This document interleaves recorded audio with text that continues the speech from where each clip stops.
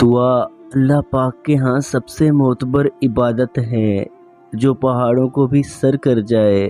دعا ایسی حیرت انگیز طاقت ہے۔ وہ دعا ہی تھی جس نے حضرت موسیٰ علیہ السلام کے لیے سمندر کو 2 حصوں میں بانٹ دیا۔ وہ دعا ہی تھی جس نے حضرت ابراہیم علیہ السلام کے لیے سلگتی ہوئی آگ کو ٹھنڈا کر دیا۔ وہ دعا ہی تھی جس نے حضرت یوسف علیہ السلام کو کنویں میں راستہ دکھایا۔ وہ دعا ہی تھی جس نے حضرت حاجرہ علیہ السلام کو صحرا کے درمیان زمزم پلایا۔ وہ دعا ہی تھی جس نے حضرت یونس علیہ السلام کو مچھلی کے پیٹ میں بھی زندہ رکھا۔ وہ دعا ہی تھی جس نے حضرت زکریا علیہ السلام کو عمر کے آخری حصے میں اولاد سے نوازا۔ ایسا نہیں ہے کہ انہیں فوراً عطا کر دیا گیا، ایسا نہیں ہے کہ ان کی راہ میں رکاوٹیں نہیں آئیں۔ بے شمار کٹھن آزمائشوں کے بعد اللہ پاک انہیں ان کی منزل تک لے کر گیا۔ سفر کسی کے لیے بھی آسان نہیں تھا، مگر جس نے یقین رکھا اس کے لیے اللہ پاک نے معجزوں کی راہیں آسان کر دیں۔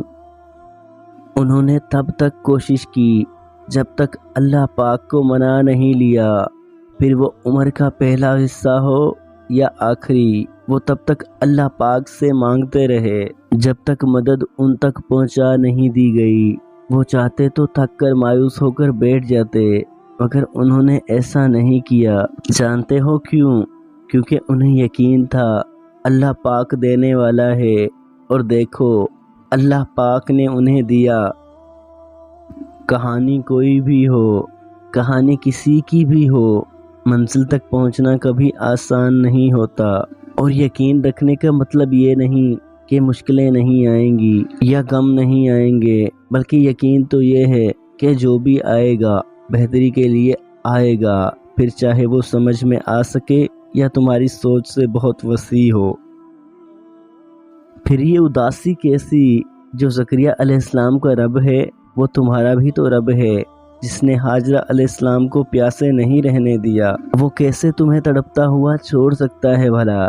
جس نے زکریا علیہ السلام کو عمر کے آخری حصے میں اولاد سے نواز دیا، تو پھر وہ کیسے تمہاری کہانی کو نامکمل چھوڑ سکتا ہے؟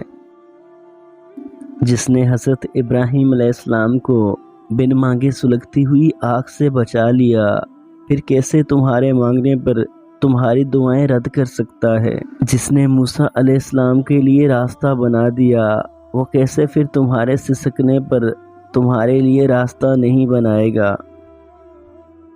اللہ پاک تو ان راستوں کو بھی کھول دیتا ہے جن پر تم دستک نہیں دیتے، تو پھر کیسے وہ ان دروازوں کو نہیں کھولے گا جن پر تمہاری دعاؤں کا مسلسل پہرا ہے؟ وہ تو ہر لمحہ تمہارے لیے کہیں نہ کہیں سے راستہ نکالتا رہتا ہے، وہ تو ہمیشہ تمہاری دعاؤں کا منتظر رہتا ہے کہ کب تم اس کو منانے آؤ اور وہ مان جائے۔